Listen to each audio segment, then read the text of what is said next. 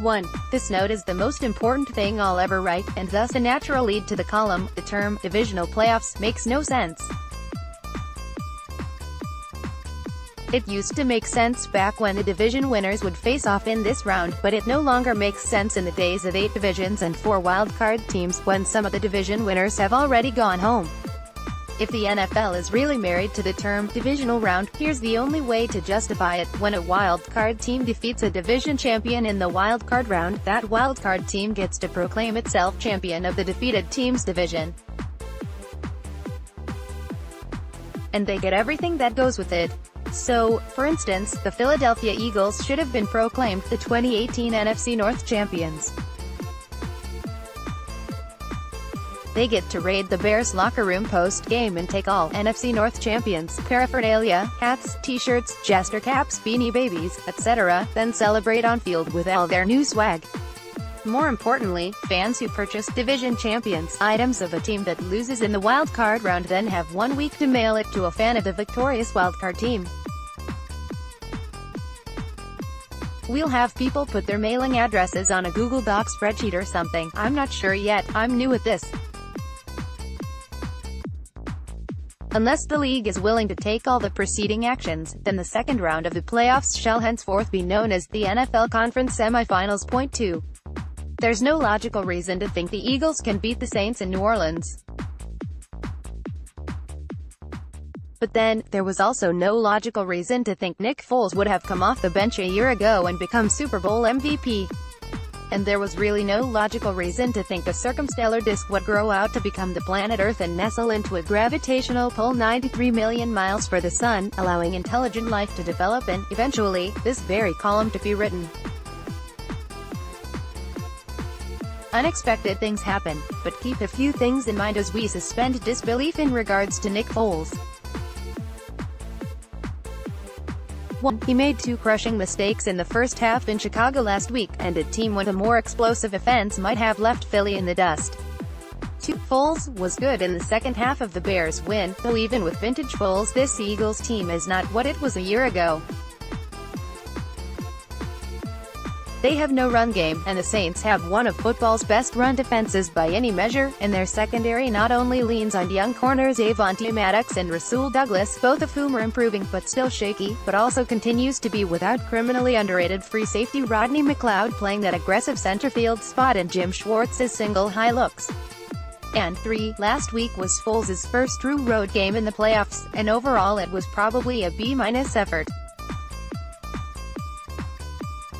Remember, a year ago when Foles got his only postseason win outside of Philly in Super Bowl 52, that was a very suspect Patriots defense. Sunday will be Foles' toughest test yet.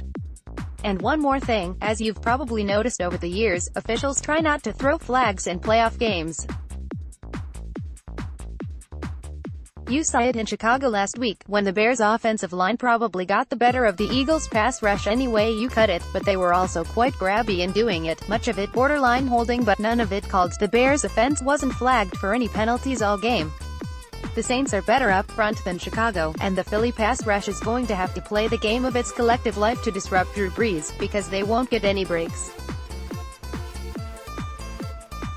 And you saw what happened in the second half in Chicago, when Mitchell Trubisky got the Eagles on 3 double moves because there was no pass rush. Conversely, it's difficult to picture any official hesitating to flag these young Eagles defensive backs against the Saints' all-world passing game weapons. Just ask Joe Hayden. What? I don't have his number. Find it yourself. The Saints are going to put up points. It's going to be a tall order for Foles and the offense to go punch for punch. Point 3. Chargers defensive coordinator Gus Bradley's decision to go with 7 defensive backs last week was 1 part brilliant strategy, and 1 part necessity. Every playable linebacker on the roster is hurt. And now the ones who aren't physically hurt are emotionally hurt after reading the preceding sentence, which surely they're doing from the locker room before taking the field at Gillette Stadium.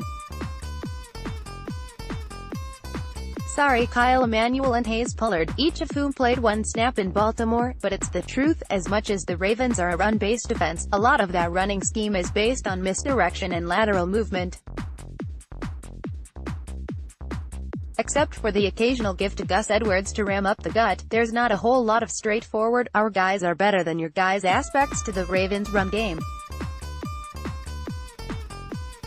The Patriots, however, will put a running back behind fullback James Devlin and steamroll you. That's going to be an issue if the Chargers go as light as they did a week ago. If the answer is more snaps for Emmanuel and/or Pollard, then you have a coverage liability on the field against Tom Brady. The Chargers, as a whole, are more talented than the Patriots. But with the different identities New England can take on offensively, the thin linebacker position is a potentially fatal flaw for Bradley's unit. 4A. There once was a time that we knew damn well we'd be wise beyond our years.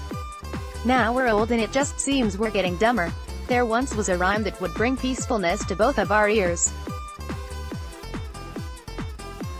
But this music lets us know that we're not getting any younger. Mount Moon, you know, the subway ukulele guy who did that song that was in one of the early episodes of Night Vale, probably signing about the current state of hiring processes for NFL head coaches. There was a time, a very annoying time, when this time of year would bring constant warnings of "don't just hire a guy because he'll win the press conference."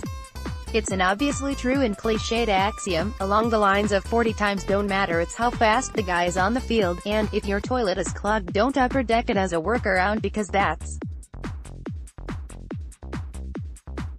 just gonna make things worse. And yet, here we are, in the early days of 2019, teams tripping over themselves to hire the youngest, handsomest defensive coaches, and doing it as quickly as possible, in some cases, impossibly quick for a proper hiring process.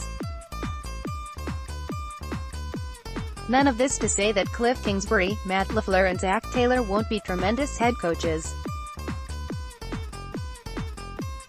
It's just so obvious how desperate those teams wanted to shout Sean McVay in a press release, because no one seemed to have taken the proper amount of time to conduct their search.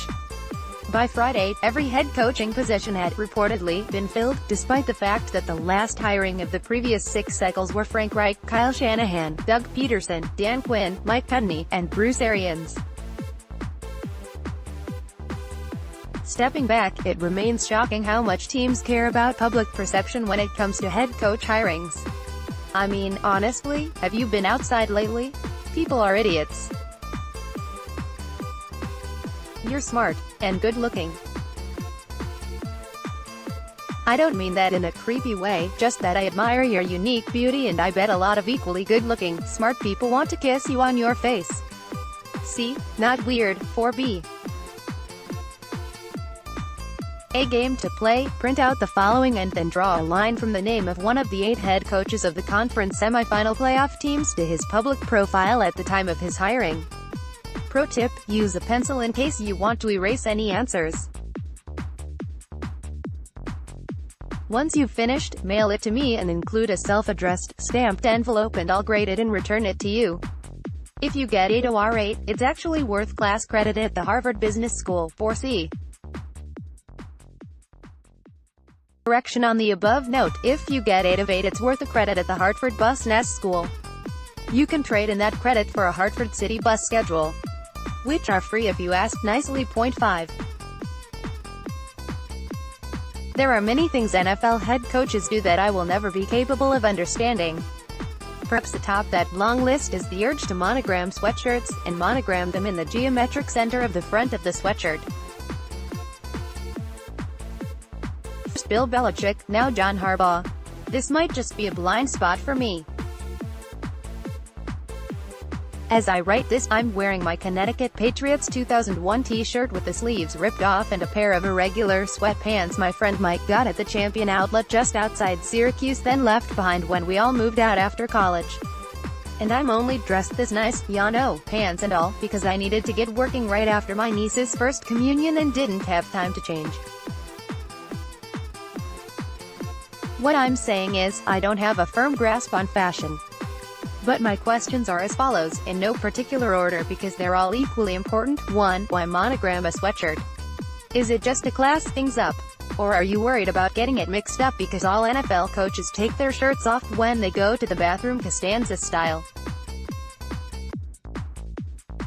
And good coaching staffs all go at the same time. In which case, write your name on the tag or inside the back collar like you do with your underwear. 2. Why is it monogrammed on the middle of the torso? Why not offset on one side of the chest, or on the sleeve? And 3. How come NFL Shop doesn't sell coach sweatshirts like they do player jerseys? If I'm a Ravens fan, a John Harbaugh sweatshirt is second only to a Lamar Jackson jersey at this point. 6. Ladies and gentlemen, once again, the Mountain Goats, question or comment, email us at talkback@themqb.com.